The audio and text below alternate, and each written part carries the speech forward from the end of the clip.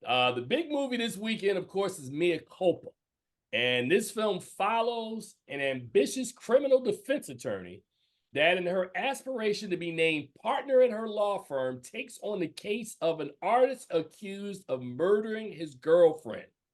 Kelly Rowland stars in the title role opposite Trevante Rhodes of Moonlight. The film also stars brothers Sean and Nick Sager, Ronrico Lee, Shannon Thornton, and Angela Robinson. The legal thriller is written, produced, and directed by Tyler Perry. So let me just jump right in and say that, and I'm just going to be 100 with you.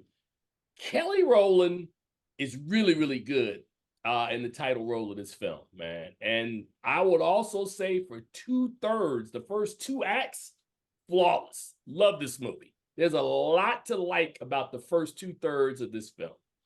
When we get to the final third starts off well. I think the last 15, 20 minutes, there are actions by Kelly Rowland's character, Mia, that are not consistent with what we saw in the first 2.5 acts, where we witnessed her doing some stuff that doesn't make sense. Like, we watched her character, and then you got her doing some other stuff toward the end. But overall, I thought it was a solidly well-told story. I thought it was a well-directed story. I will also say, as a person who has watched every Tyler Perry feature film, that this probably has the best production values of any Tyler Perry film. It has the best soundtrack of any Tyler Perry film. A lot of Isaac Hayes and Sabrina Claudio, and not just the songs in the movie, but the songs being properly placed to help either move the story along. So for you at home, when you hear me say the score or the soundtrack of a movie, the soundtrack and the score are like motor oil in a car, right? You can have a beautiful car, but if you don't have any oil in it, the car is choppy, right? When you got a lot of oil in the car runs smooth. The music was like motor oil in this film, like lyrical motor oil that just helped this movie flow. Trevante Rhodes, at a screening I went to, the ladies loved him in the film. When you watch it, you'll understand, because it's actually an erotic thriller as well. Kelly Rowland, always great to look at. It has a pretty interesting twist.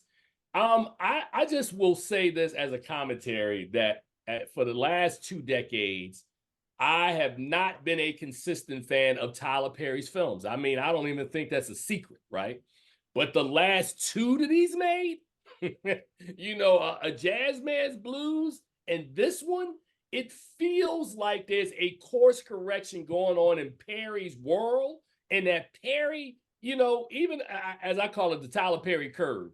People, I had I'm not even going to tell you the critic, but I had a critic call me up and was like, man, I thought the dialogue was hokey. I said, oh, this is the movie you want to complain about? Not any of the other previous stuff? You want to complain about Mea Culpa?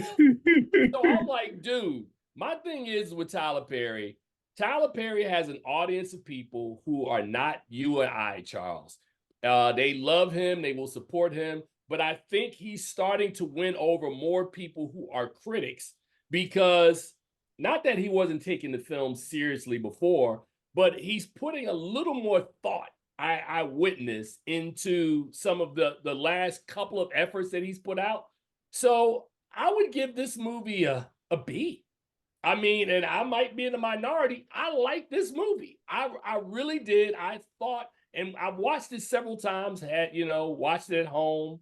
I don't think it's a bad movie. I mean, trust me, I've watched Fall from Grace, No Good Deeds.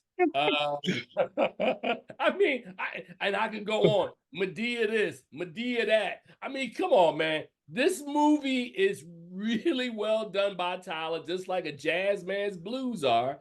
So it comes out in theaters this week on streaming platform on Netflix. It'll probably be the #1 movie all weekend as people will watch it. I like the film, Charles.